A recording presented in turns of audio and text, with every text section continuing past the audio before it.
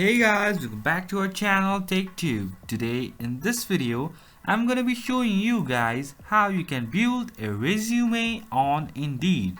So I'm gonna be teaching you a very easy step for this one. So if you have any problem or any queries within the process, just let me know in the comment section right away. Now without any further delay, let's just get started. So firstly, what you need to do is you need to go to your web browser and just search for indeed.com. Once you do that, over here you'll be in this particular platform after logging. So over here you can find this post your resume option.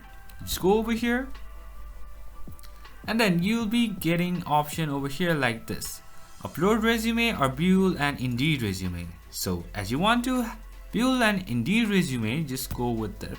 And now just have your first name and last name and then your phone number and everything, and at the end just press on save and exit.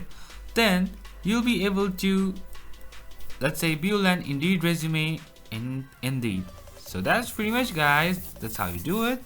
I hope this video is helpful for you guys. So thank you for watching our video, guys. If you like our video, please leave a like and do not forget to subscribe our channel. And also hit the bell icon so you never miss an update from us.